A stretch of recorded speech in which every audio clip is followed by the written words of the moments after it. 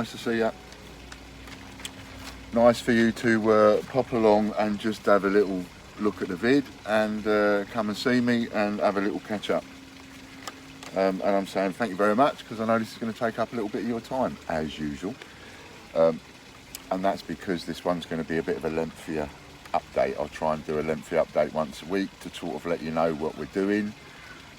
And if I can, keep it up once a week now and let you know what we're doing and how we're getting along. And then that way you don't necessarily have to watch all the little vids that I put up in order to know what's happening and where we're going. I don't need to worry, excuse me, I don't need to worry too much about my subliminals now, do I? Because, you know, I've got all the subliminals I want.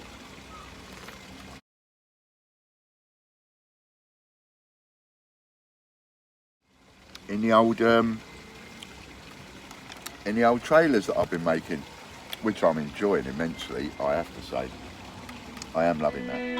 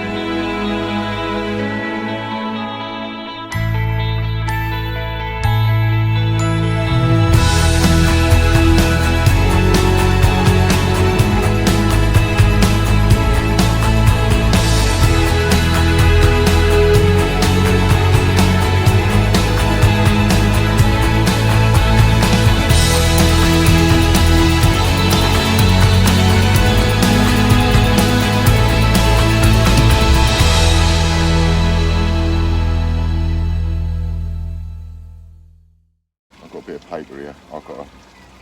So I've got some notes so I can give you a bit of an update. Now I've got some good news to tell you,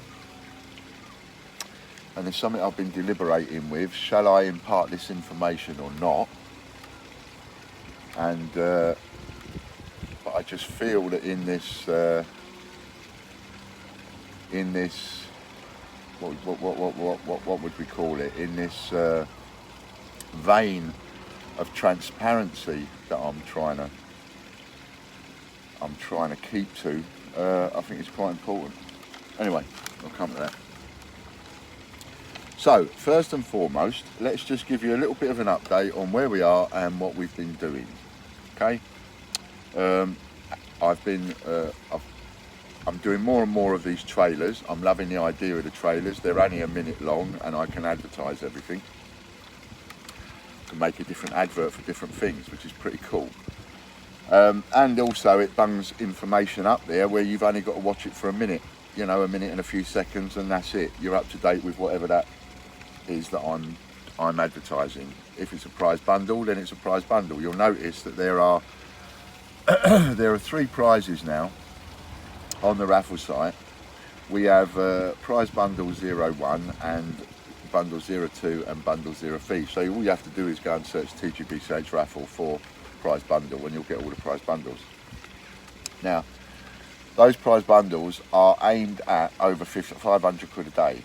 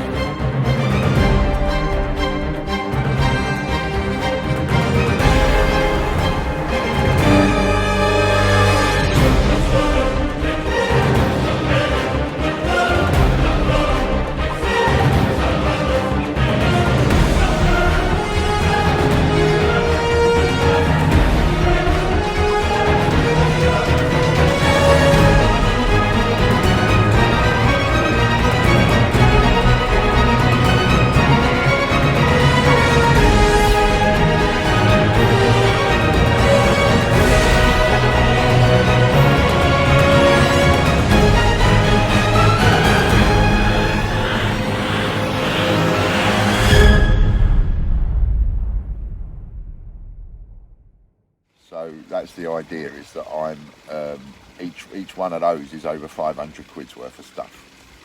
And I'm going to be making all sorts of parcels, putting all sorts of parcels together, coins, stamps, prints, all sorts of stuff. People can go for it or not go for it. They can, there's a free entry to every single raffle. So you could end up winning, you know, some £500 prizes, pardon me, for free. I can't get rid of that, can I? No matter whenever I do a video, I've always got in the burps and the whatevers. It's part of the stuff, you know, when it all went wrong. So that's what I'm trying to accomplish with that, putting up a parcel every day worth at least 500 quid, if you've been wondering what's going on with that.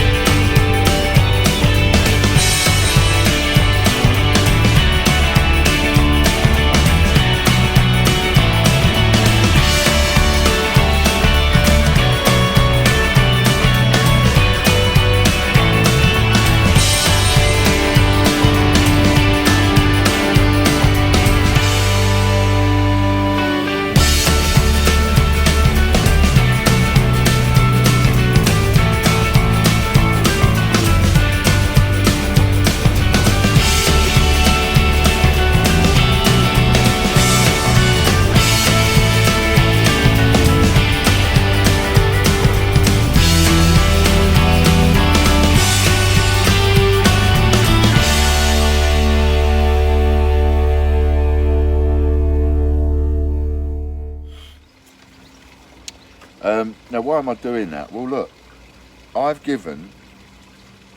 settled around somewhere in the region of about 50 grand's worth of debts now, right? 50 grand. Now, in order for me to settle, drop my pen. In order for me to be able to settle 50 grand, I've had to send out more than 50 grand's worth of goods. I mean, in some cases, you know, people got some rip-roaring deals, and depending on what it was that people bought and how much they were cancelling off, they got a little bit extra or whatever. So I did, pardon me, my absolute best to not only pay people back that way through product, but also to say to them, fair's fair, you're paying me the retail price for the product, so fair's fair, I've got to give you the full amount of whatever it was that I'd promised you in the first place for cashing that in, you know, when it comes to the investment or the original 3 times your money.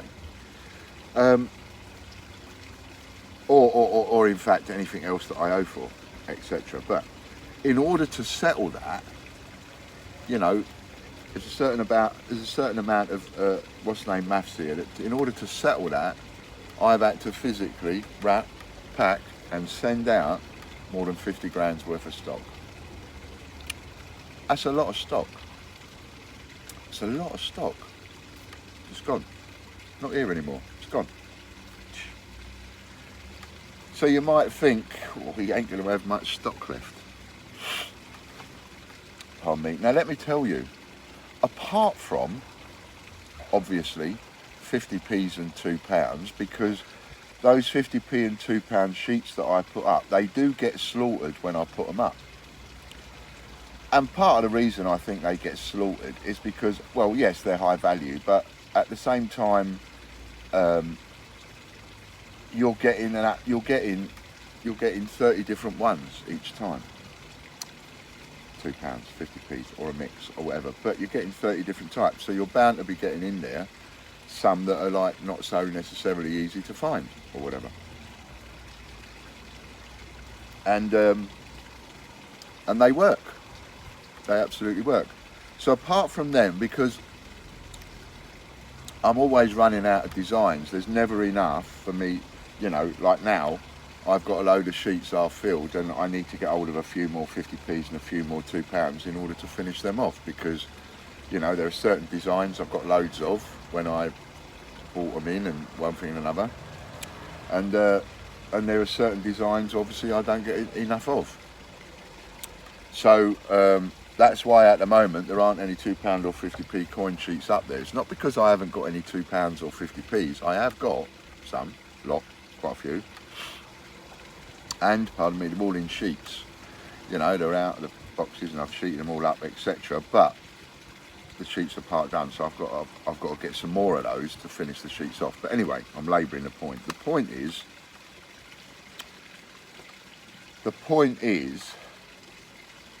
that is the only coin where I'm what you could call struggling a bit because of the extra designs that I want.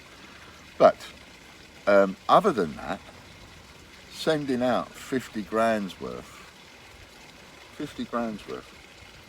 sending out 50 grand's worth of stock hasn't made a dent in the amount of stock that I've got. If you piled all of the stock that I've got against the wall, one wall, everything piled against it,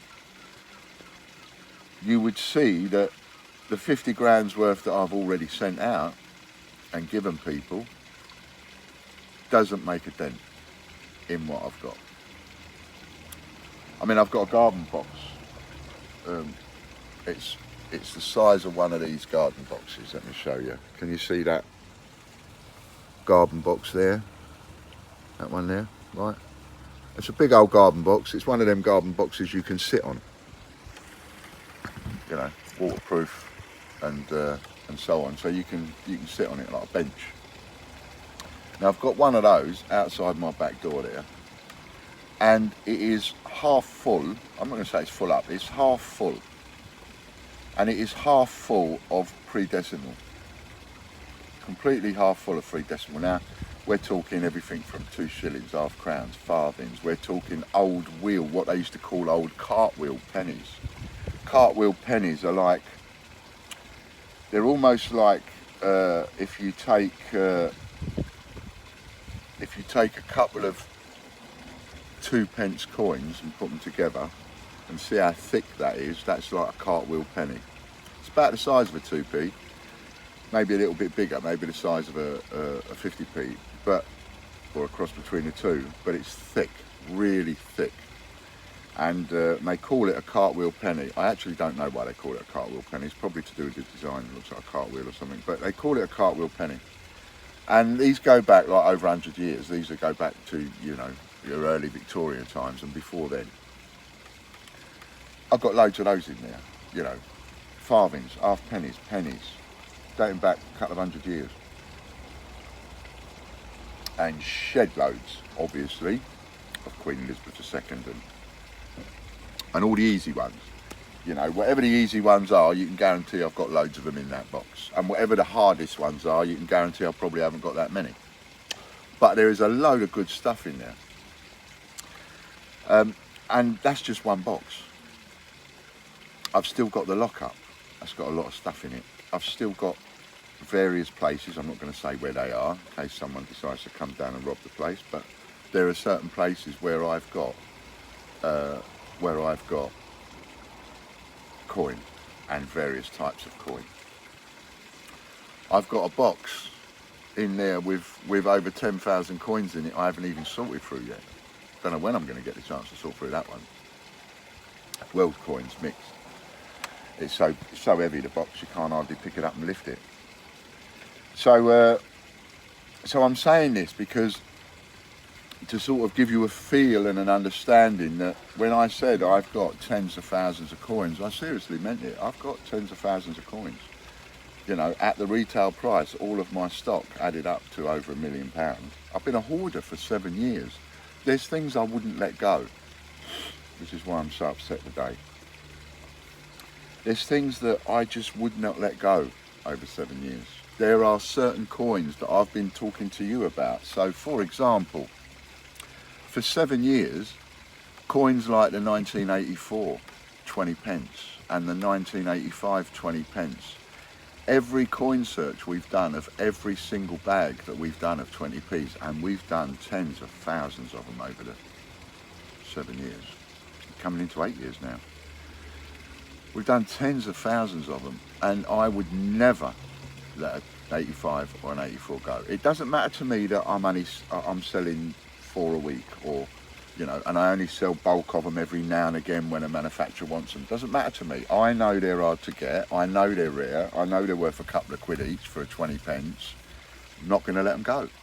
No matter how many come my way, as I've often said to you before, there are certain coins, it doesn't matter how many come your way. You do not let them go, like a 1982 penny. If you see a 1982 penny, you do not let that go. It's worth 3 quid. You don't let it go. In good nick, it's worth 3 quid. In crap condition, it's worth £1.50. It could be dirty, it's still worth £1.50. Let me tell you that. So, and I know this because I've been doing it for 7 years. So there are certain coins there are certain choice coins. Like, for example, the Navy coin. I call it the HMS Belfast, which upsets a few people, but that one, we know the coin I'm talking about, right? And the Britannia 2015. I even bought them. I would see people selling them at like 4 quid each and think, you don't know what you're doing. You don't know the value of this. The moment they were minted, they were worth 25 quid each. But of course, everybody's finding them in the change, but without realising it. And I try to educate everybody and say, look, you don't get it. You need to get it, because in 5 years' time, 10 years' time, that coin is going to be as valuable as what the Northern Ireland is now. And of course, people would laugh, and you know, and so on. No, it's not, because I can go down, I can get a bag of coins, and I can find 6. Well, you know, I do understand the supply and demand, and I understand how that mixing pot works, and I understand how long it might take for coins to suddenly, boom, hit that value. But they do, and it comes, and bang, they hit that value. There was a time when you could have picked up all the Northern Islands you wanted for 4 quid each. 4 or 5 quid each, you could have bought all the ones you wanted all day long. And now, you'd be sitting there going to yourselves, oh yeah, I wish I'd known when they were 4 or 5 quid each here, and I'd have bought 100. But would you? Because at the time they were 4 or 5 quid each, they were 4 or 5 quid each to everybody, not just you. So of course you look at it and you look at the whole market and you go, well, you know, they're not very valuable. No, not now, but they will be. That's how you look at certain coins. Anyway, hello Caspers. It's Caspers. Casper. Say hello to your door in public, Caspers. Look. Casper. No, he's giving us his bum, which you don't want to see. He tends to come up, he turns around, backs up, puts his bum to me, and it's like, yeah, give us a little bum rub. And he'll stand there for half an hour while he gets his little bum rub and haunches. Anyway, what was I saying? So, and it does tie in with a little bit sort of why I'm a bit upset today. And I'm upset today not because I found out the news today, but I'm upset today because I'm thinking, it's been weighing on my mind. Do I say anything or don't I say anything? Is this one of those instances where I should keep my mouth shut and not say anything? Or is this one of those instances where I need to be transparent and level and say, this is what's happened? And it's been weighing on my mind over the last couple of weeks, really. And I've only just decided that after the last one, that I'm definitely going to say something, because I don't know where it's going to end at the minute. So I'm talking in riddles again, aren't I? Okay, so going back to what I just said about certain coins, there are certain coins that you would have to prise them out of my hands with a crowbar. You'd have to whip me over the head in order to get those coins off me. There is no way I will ever make a mistake and cash them in. There is no way I will ever be too skint on those coins that I would cash them in. I could be facing homelessness before I sell those coins. I've often said there are certain coins I'd sell the shirt off my back before I sold that coin. If I had 100 1982 pennies that are only 1p, that's a pound,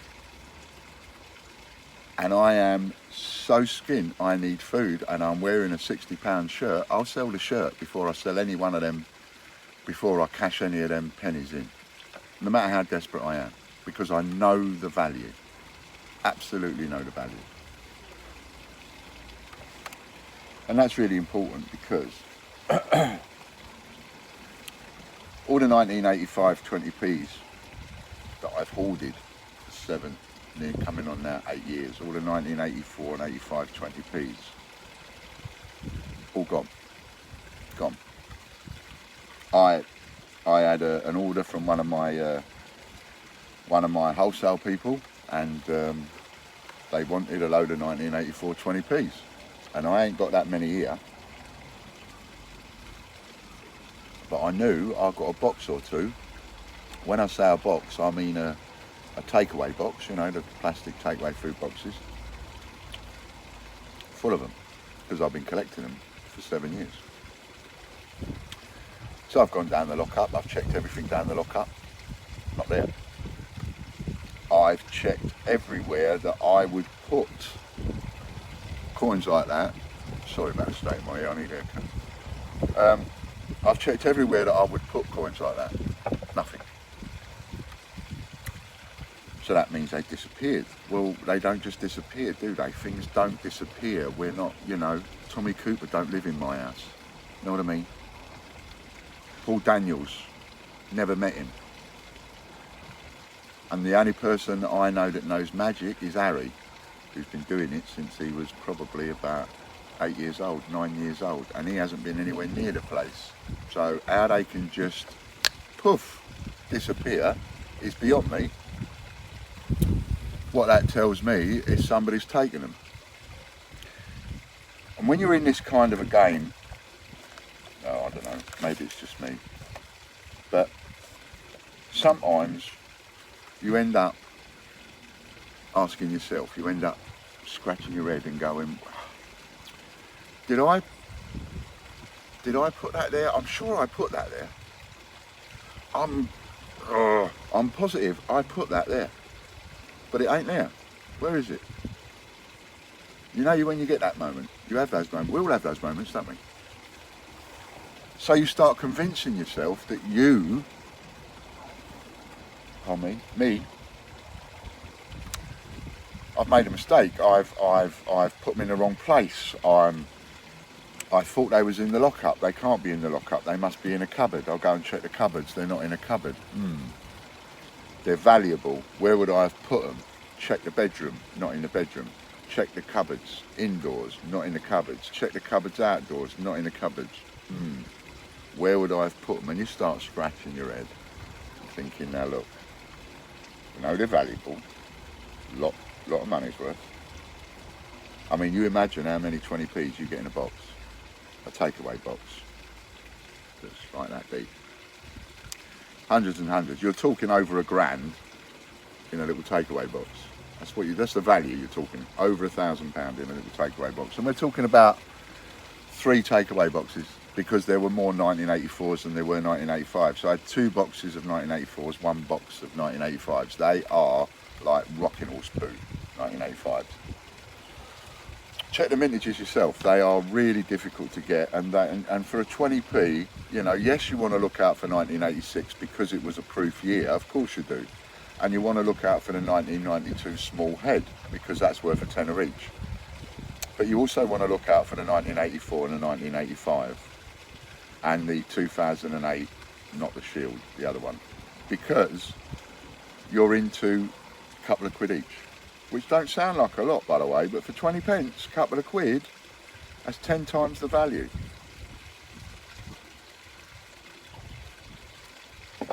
And in a climate when you struggle to get 2.5, remember we've talked about this so many times, you struggle to get 2.5 times the retail, and you know, you can hit 10 times the retail, I wouldn't let them go. Anyway, I'm labouring a point. So my 20p's, certain ones have gone missing. Certain specific years of specific coins have gone missing. And it doesn't stop there. I wish it did. I wish it stopped there, because it's only £1,000. Well, it's more than that. £1,000 in a box. I mean, we're talking about just the 20p's. We're talking about 2-3 grand's worth of coins. And you know, if that's all that was missing, I think I'd be all right about it. I know, crazy. Be all right about 2 or 3 grams of the stuff going missing. But if that's all that went missing, I think I'd be all right about it. But it ain't. It ain't.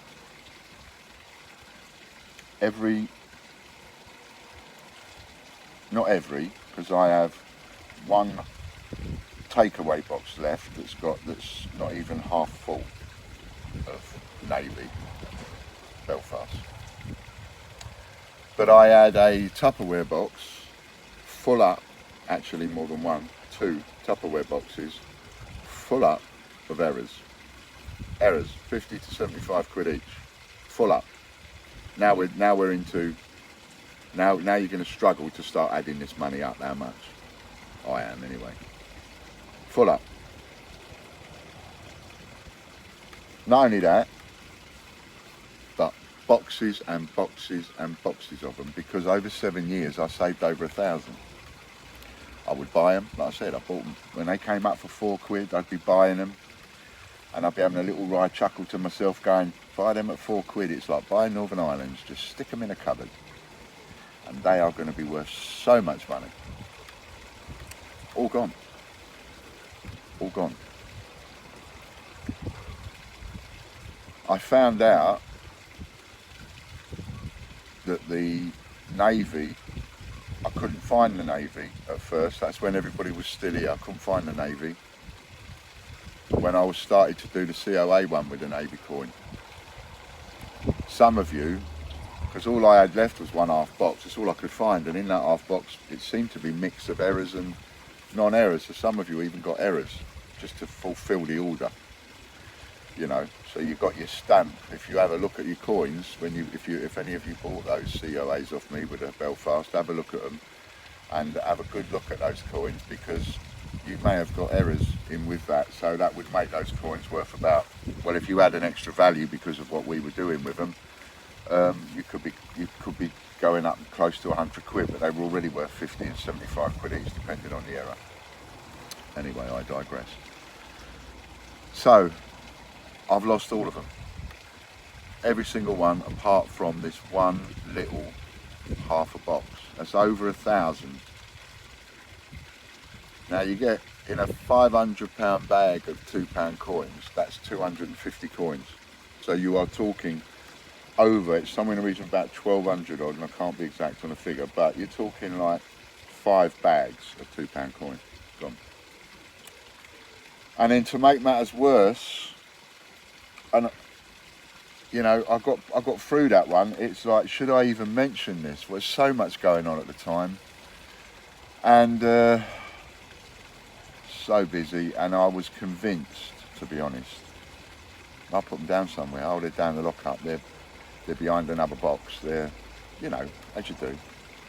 Well, since then I've searched everywhere, and with everybody not being here, I have searched everywhere on my own. Gone. Every Britannia 2015 that I'd saved, every HMS Belfast that I'd saved over 7 years, all gone. All gone. And the reason I know that there was like a box of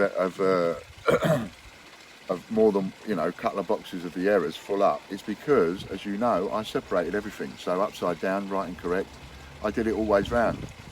And we separated it, and we had a box of right and correct, a box of upside downs, and boxes, just overs, because they were just going to be saved. So all gone. I mean, we're talking more than 25 grand's worth, more than 30 grand's worth of stuff gone, just in those. That's the value between the Belfast and the Britannias, over 30 grand's worth gone. And then on top of that, you're probably talking about 3 grand's worth of actual, face value. And then on top of that, I had a mention to you about a week or two ago about, I said, oh, we've got them Stephen Hawkins, haven't we? Remember old Uncle Stevie, Dragon Lord? He opened them all on camera, didn't he, when we did the lives and all of that. And they were going to be the next one to go out to start getting given away for free to the public. By the way, Kian, some of you know Kian Regan, he did a little coin hunt and he found himself a Gruffalo that we put in circulation with a C stamp, which I thought was really cool.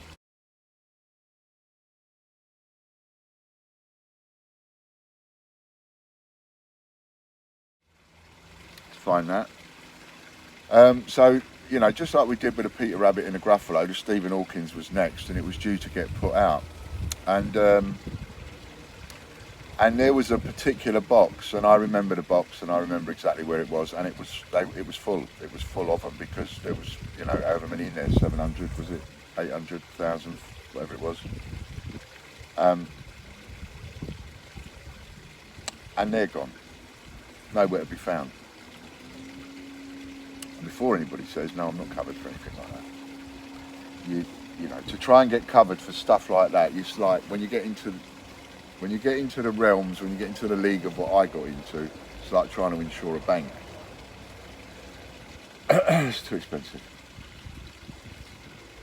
So we're looking at a phenomenal amount of money's worth of stuff. I mean, what's 800 times 20 or 30 quid?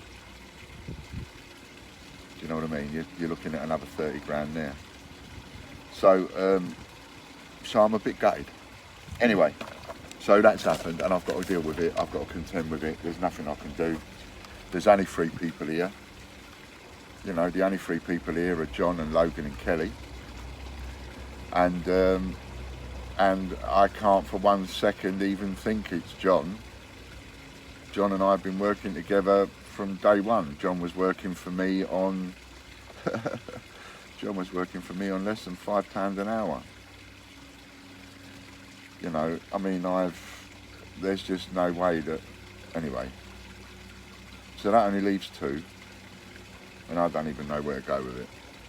I am so upset by it, and I'm hurt and upset because I worked so hard to keep their jobs. I worked so hard through my illnesses and everything. I mean, it's no wonder stuff can go missing. Of course it can go missing, especially when, you go through the illnesses and the shit that I've gone through over the last 6 months. But still, I'm just being, trying to be transparent. But, I've got to mention it because I can't do any, I mentioned the Stephen Hawkins and now I can't do anything about the Stephen Hawkins, so I don't know what I'm going to do about that. I mean, the only, the saving grace for me is that, will something like this send me under? No, it won't. No, it won't. It won't send me under. It won't anywhere near it. But it is an upset. It is such an upset. It's unbelievable. And I think I'm more upset about it than I am angry. I'm angry, but I'm upset. I'm upset that it's been done to me at a time when I'm ill, all the stuff that's gone on, and our business was going out the window at an unbelievable rate, and all of this stuff that I've been through, people that work with me here, they know on a daily basis. And if somebody stabs you in the back that close, well, it hurts, man. It really flipping hurts. And I've been royally stabbed in the back like this before. Sometimes, there's just something about some people will always look after number one. When it comes to it, just look after number one. Don't care. And that's it. That's nothing I can do. So I need to move on from that. But anyway, so in order to finish that off, what am I going to do about it? Well, there's nothing much I can do about it. Yeah, I could involve the police, and I have thought about that, still thinking about it, but there's nothing the police can do. There's nothing the police can do. I've stood next to a copper, and you know, you don't have to take my word for it. I mean, ask somebody, ask a policeman, ask the next one, ask Stevie Fraser, he'll probably tell you, because what the rules in one town are the same as they are in another. And I've stood next to somebody, a policeman, right, with a person that's robbed off me, next to the boot of their car. We're standing next to the boot of the car, and I said to the police officer, inside the boot of that car is a brand spanking new petrol lawnmower. Remember it to this day. It's inside that car, and the only thing stopping you seeing that petrol lawnmower, brand spanking new, it's not been used yet, the only thing stopping you see it is that thin bit of metal called the boot. The minute that boot's open, you will see that petrol lawnmower, brand new, unused. At which point you can arrest this person for stealing from me. This person worked for me, right close as well. And the words of the police officer was, I can't open that boot, sir, because I have no grounds on which to force that boot open. I need to have suspicious grounds. I need to suspect. I said, well, you can't get any more than that, can you? I'm telling you, it's in there. So you make him open that boot and it's not in there, I'm going to look stupid. I'm happy with that. You can arrest me for making you look stupid. But inside, there's a suspicion. Inside, I'm telling you, he's nicked it. I know because I pay his wages. He's nicked it from me. It's in that boot. The police officer would not open the boot. Would not open the boot. And as it went on, as you can imagine, I got more and more angry. I got more and more frustrated. And they threatened to arrest me. And it's not the first time that's happened to me. I made a complaint about, I was once in the realms of selling videos. I know I'm going on a bit, but I was once in the realms of selling videos. Now, before DVDs came out and I started up this business, I did a lot of pirate videos, but I'd put all of the money that I was making into legitimate videos. So I wanted to set up a legitimate video business. And anyway, I came out, just got on Romford Market. I just got on Romford Market. Regular pitch, Romford Market, my first day. Got up, 5 o'clock in the morning, came downstairs to the van gone. Gone, not there. All my stock, gone. Everything, every penny, gone. My stall, my accessories, my display equipment, every item of stock, everything I'd put money in and worked for the last couple of years, gone. So I went down to the police station and I reported it to the police station, and I spoke to an inspector at the police station, and that inspector said to me, I said to him, look, I deal in markets, this is where I go markets, boot sales, etc. I hand write a sticker on every single one of my products. There are things that are in the accessories that you can't buy. I know if my stock, if I find it, he said, if you find it, Mr. Lambert, all you got to do is tell us. That's all you got to do is tell us. You find your stock, tell us. I know this goes against the grain a little bit from what I was saying about the certificates and the silver proofs, but it doesn't, because if you follow my advice on the silver proofs, and that's where some of our advice comes from, it comes from learning it physically, going through it, then there'll be more power in your corner, more power to your elbow, and you'll be able to get it back. So watch that, right, if you ever get them nicked off you, certificated items. So anyway, I went to a boot sale, I was working at a boot sale, and lo and behold, there's a seller there and he's selling my stock. And I know it's my stock, it's got my price tickets on them, and it's my writing on those tickets. I called the police. 2 police officers come down. I went through it all with them, told them what the inspector said, etc. I'm standing there. Now I feel like king of the hoop now. I feel, any minute now, I can nick you and I'll get my stock back, you bastard. Whoa. I'm standing there, they're having a long chat, and then they come back. They walk away and they come back. I'm thinking, well, you ain't nicked him. Anyway, come over. Right, Mr. Lambert, what I need to explain to you is, we've had a chat to him, and this is God's honest truth. I kid you not, right? God's honest truth. We've had a chat to him, and he can't remember who he bought them off. Bearing in mind he'd only bought them in the last week, because I only had them nicked a week ago. He can't remember who he bought them off. He can't quite remember where he bought them, and he can't remember how much he paid. But we are satisfied he bought them in good faith. So, that's it. I went nuts. I went absolutely nuts. They threatened to nick me, they threatened to take me to jail, take me to arrest me and stuff. I called them all sorts of names, as you can imagine. They threatened me to arrest me for that. And I wanted to go over and punch the bloke who'd nicked my stuff. But I'd have got arrested for that. And I got absolutely nothing back. And it's not the first time. So I know I'm on a sticky wicket, because if I went and made a report down at the police station, no one's going to go and search everybody's houses and things like that. And even if they did, well, they probably wouldn't find anything. If whoever nicked it, if they got any sense, they bunged it in the local NatWest or something, you know. Anyway, and I shouldn't think they keep all the video footage that long.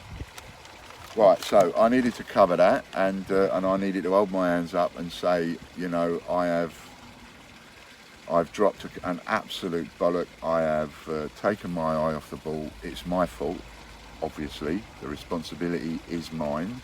It wasn't as secure as it should have been, and I should have been more careful, and I should have been less trusting, and it's another lesson I'm going to learn in my life.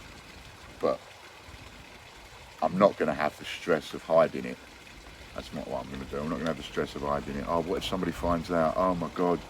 Well, when they all find out that all my Stephen Hawkins have gone missing, oh my God, and all of this, you know. I mean, you know, if it puts some of you off me, it puts some of you off me. If it makes some of you go, oh Ian, you're a wanker, well, that's fine. I'm cool with that. It's my fault at the end of the day. So, I needed to cover that. Now I'm going on far too long. Raffle's picking up nicely, £500 a day. We're doing that. Told you about that. Comments on adverts. So all my adverts, by the way, stick a comment on. Only one comment per person, but stick a comment on. And then what we do on the live is we'll pick a couple of those adverts, and then we stick some points in your account to go and get some free goes in the raffle. So they're worth sticking a comment on every video. The onwards and upwards video is the one that you want to share, like and comment on. That is the one that you can win £1,000 to spend. Look at that on YouTube, Facebook and Instagram. I'm having nightmares with Facebook. I was going to show you the pictures, but I can't because this is on my phone. Although I might actually, yeah, I'm going to upload the pictures. So there'll be a break. And I'll upload sort of in this. Anyway, I'm having a nightmare on Facebook. One of these photographs you're about to see, so the video that says onwards and upwards, that's the one you want to make sure that you share as well. Share that one, because if you win, you won't get the prize unless you shared it. So comment on those. Now, yes, so you're going to see a screenshot, and this screenshot will show you, it shows you that I've gone to share an item, and it comes up and says something along the lines of, well, you see what it says now, and that's me sharing a screenshot.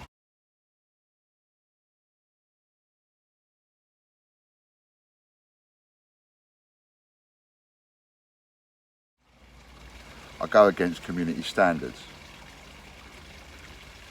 Now have a look at this picture. This is a picture that's allowed.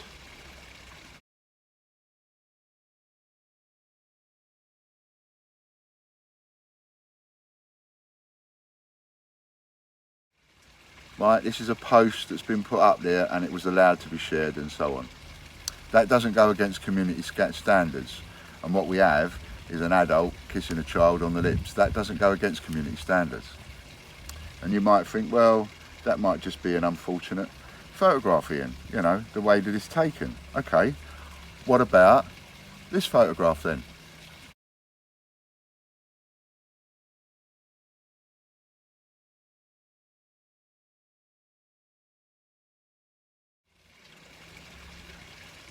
Yeah. Now this makes you sick to the stomach. This is a paid advert. This was a paid advert on Facebook. It got through their systems and was a paid advert promoted by Facebook. Now Chris will tell you, we tried to promote a couple of our raffles. Boosting a raffle and advertising a raffle goes against community standards. Paedophilia, it seems, doesn't. And when I have a little look, I've started sharing to a load of AdMe groups, you know, add friends groups. Who's going to blow that off? Add friends groups, and I actually don't care. That is spamming, but you know what? I don't care because half them AdMe groups are full of paedophiles. You go and have a look at the pictures that are in there. I mean, here's another picture. This picture. Can you see anything wrong with this picture? Most red-blooded blokes would take one look at this picture and go, "Cool, she's got a nice pair of footly bits."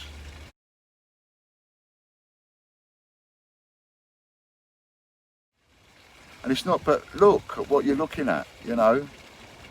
Straight away, just look at the bra straps. Just look at the straps on the dress. The one on the big boobies is completely different from the one on the left that has got a very thin strap with a little young face. That little young face is a young face because it's a child. And the picture next to it with the boobies is not a child, but that's all right. That's allowed on Facebook. That doesn't go against community standards. Paedophilia is cool on Facebook.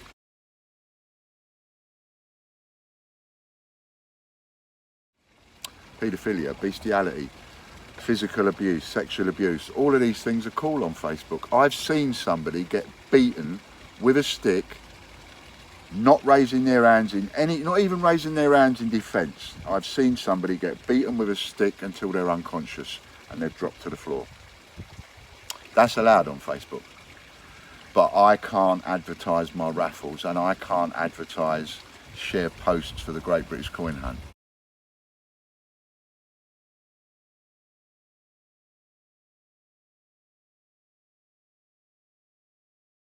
It is driving me insane. It is absolutely driving me nuts. I'm holding this because the wind's about to blow it off. And that's one of the reasons why I'm so adamant about the Facebook sharing and I'm doing things to get around their system, etc. Because I'm anti it, I'm against it. You're allowing paedophiles to advertise left, right and centre, but decent people that are just trying to save their business, advertise their business, run a business. Now they're struggling, that they stop the sharing, goes against community standards in order to force us to pay us to advertise, and even then my adverts go against community standards, but paedophilia doesn't. So it's really getting on my goat, you know what I mean? So any help you can give us on Facebook, sharing our posts would be bloody wonderful. If you can share any of our posts, videos, etc., please do. You know, I mean, for no other reason than to say, do you know what, up yours, Facebook. You know, we're going to give Ian a little bit of an hand because he's not advertising paedophilia stuff. He's not advertising bestiality. He's not advertising abuse of any kind. He's just trying to run a business, you know? So give us a couple of shares. All Change Checker domains are now set to £1 million. I made a bloody mistake, had change-checker.org and it was set to 27 grand. He could have bought that and I'd have been in trouble. But I've changed it now. They're all set to £1 million. How am I going to bring him around the table? Boy, this is a long video. How am I going to bring him around the table? Some of you don't quite get how I can guarantee bringing him around the table. So I'm going to try and tell you with a little story, quick one. I was actually sticking up, the bloke who nicked the mower, he was a partner of mine, sent my business to the cleaners for £250,000 he did. and had £250,000 off the NatWest. I tried to tell them, I said, you can't let him have that money. They went, no, it's his signature, not yours, so we can't talk to you. I said, but the minute he signs it, he's off. Anyway, I said, well, all right, good luck to you then, you deserve to lose it. Anyway, I digress. What was I going to talk about? What was I going to mention? Oh yeah, why I know I can force him around the table.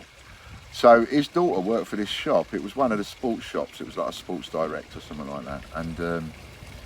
And one of the blokes in the shop, she was underage, she was under 16, and one of the blokes in the shop thought it was clever, you know, to, this young bit of totty, she's only 14, let's invite her out and stuff. And they invited her out for a drink and one thing and another, and offer her the cocaine and, oh yeah, all this sort of stuff. And anyway, she left and they never paid her wages. And I said, that's naughty. So I went down there and I went in the shop and I had a polite chat to the manager and I said to him, look, you know, I don't want to fall out with you at all. I don't want to cause any problems, but she's not been paid and your staff been trying to do this, trying to do that. It's naughty, she's underage, that's sexual abuse. It's actually classed as statutory rape, had they got to a point of getting her in bed or anything like that. So, you know, this is not on. And what I've come down here for is to get her wages because she's been told she can't have her wages. And he said no. Gave reasons, whatever. And that said no. And I said, look, I don't think you understand. You got the money in that till and you owe her wages. So the sensiblest thing for you to do is take the money out of that till and pay her wages. No, can't do that. She has to claim it from head office. I said, she didn't work for head office, she worked for you. You took her on in this local shop. Anyway, it went on and went on and went on. So I said, okay, I'm going to go outside now, but I'm just going to give you fair warning, right? What I'm going to do is, I'm going to go outside and I'm going to get on my orange box and I'm going to stand there outside your shop and I'm going to tell everybody that your staff offers underage kids, drinking drugs and all the rest of it. That's what I'm going to do. I'm going to go out there and tell them. So that nobody, I'm going to tell everybody not to let your kids come and work in this shop because this is what you're about. And he called my bluff. There's only one thing to do when somebody calls your bluff.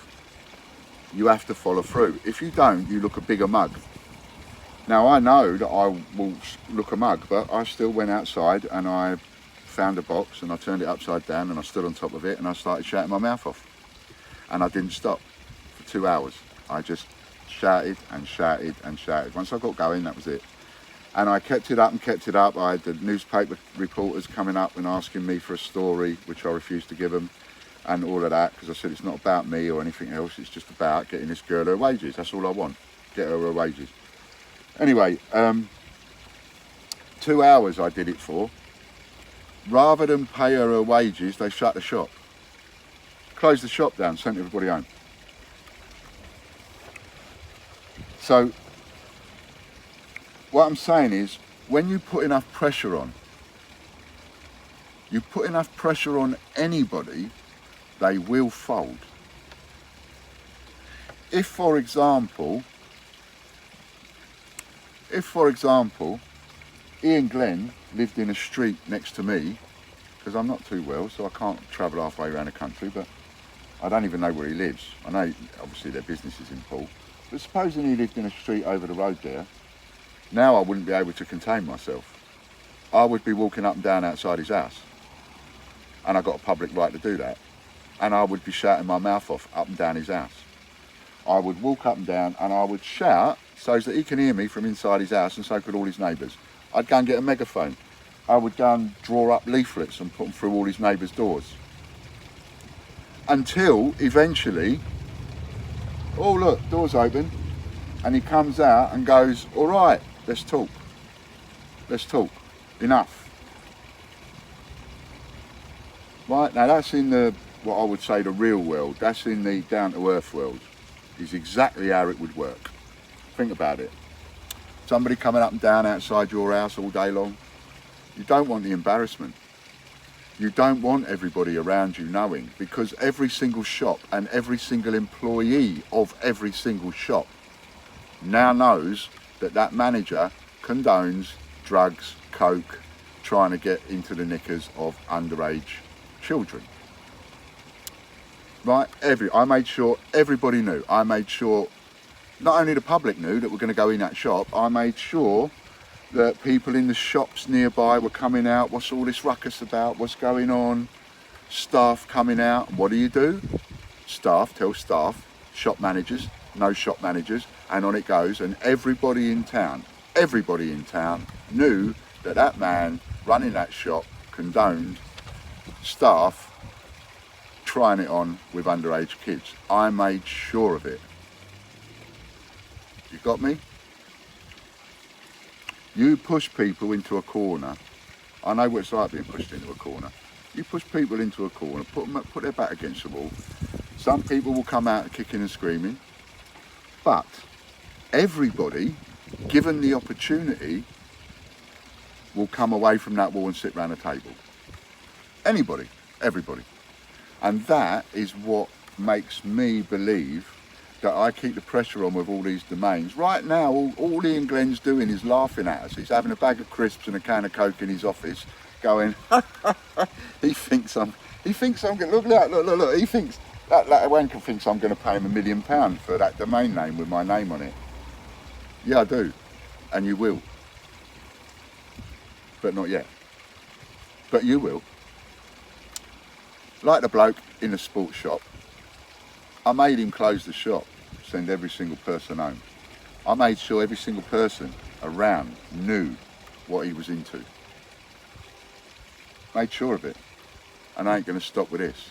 So they will come to the table. It's a question of when. Will they come to the table in a couple of months? Will they come to the table next year? But at some point they'll come to the table, and I've now given myself a time limit of Christmas 2023, wasn't it? That's what I said. Give it 3 years. After 3 years, I'm going to be 60. You know, I'll keep knocking them for the rest of my life, but I'll, you know, the shares thing and all the rest of it, I'll give up on it by then if I ain't brought them to the table. But I reckon I will. And I reckon they'll come to the table. And you guys buying into the shares are what will force them to the table. The more of those domains we set up, the more of his business will be nicking. It's not just about the .com. People type in .org. They actually type that in. So it's about taking an awful lot of business away from them and creating an almighty amount of confusion. There are people out there already now, and even though there is a clear difference between me and Change Checker, there are people out there that don't know the difference, because people don't spend the time to look sometimes. They just do it quick. They look at a picture, boom, and it's done. Oh, be careful, by the way. It's happening already. The skanksters are out there. You get a phone call telling you about the track and trace. The second they mention getting your card details off you to pay for it, put the phone down. Don't argue, don't talk, just put the phone down. People are ringing you up and they're saying, we're from the track and trace, blah, blah, blah, blah, blah. And by the way, what we need now is, just need your details, because it's 50 quid or whatever the price they're charging for a track and trace kit that's going to be sent to you. It's rubbish. Don't fall for it. Okay, so there we go. I think I've covered everything. John's getting there. He's slowly getting there. He's still not well, poor sod, but he is getting there. Domains are around 60% sold. Please get in there and finish them off. Let's get them finished off.